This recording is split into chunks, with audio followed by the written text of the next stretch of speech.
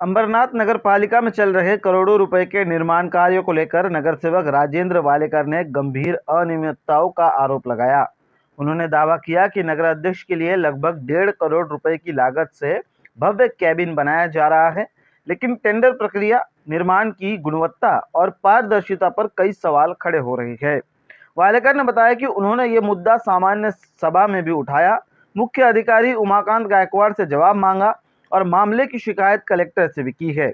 वहीं मुख्य अधिकारी का पक्ष जानने के लिए संपर्क किया गया, लेकिन उनसे संपर्क नहीं हो सका। उनका जवाब मिलने पर उसे भी प्रकाशित किया जाएगा।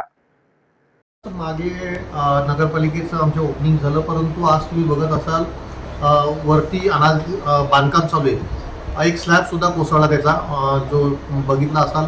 आज नगरपालिकेची परिस्थिती अत्यंत वाईट झालेली आहे, संपूर्ण गळते नगरपालिका।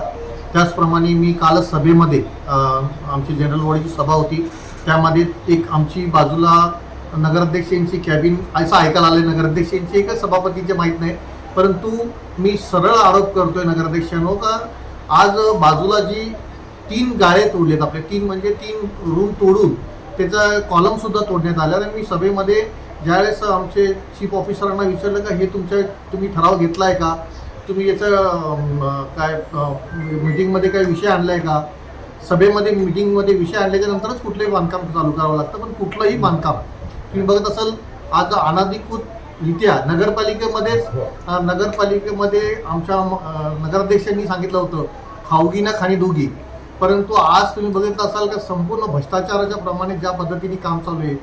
आज बघत असाल तुम्ही बाजूला तुमची मी पाणी दौरा सुद्धा करतो, 3 रूम तोडले, 3 रूम तोडून त्याच्यामधले कॉलम तोडले, सिलिंग तोडले। आमचे चीफ ऑफिसरांना विचारलं त्याबद्दल मला माहीत नाही, तडवी साहेबांना विचारलं त्याबद्दल मला माहीत नाही। आम्ही कुठल्याही सभेपुढे हा ठराव घेतलेला नाही आहे, सभेपुढे कुठलाही विषय घेतला नाही आहे। कुठली कॅबिन बनवताना किंवा कुठलं काम करताना एखाद्या सभेपुढे विषय आणायला लागतो, त्याचे मिनिट्स तयार व्हायला लागतात। या सगळ्या गोष्टी कुठल्याही न करता 3 भिंती तोडल्यात, 3-4 भिंती तोडून 3-4 हे तोडून त्यानंतर त्या कॅबिन बनवण्याचं अनधिकृतरित्या काम चालू आहे।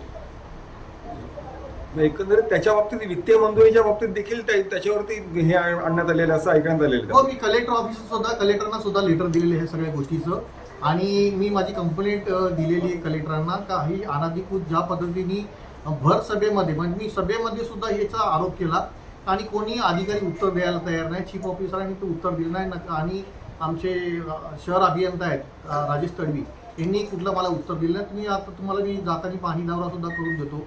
आणि ते कॅबिन आज नगराध्यक्षांची एक भरदस्त कॅबिन इथं असताना सुद्धा दुसरी कॅबिनची काय आवश्यकता आहे?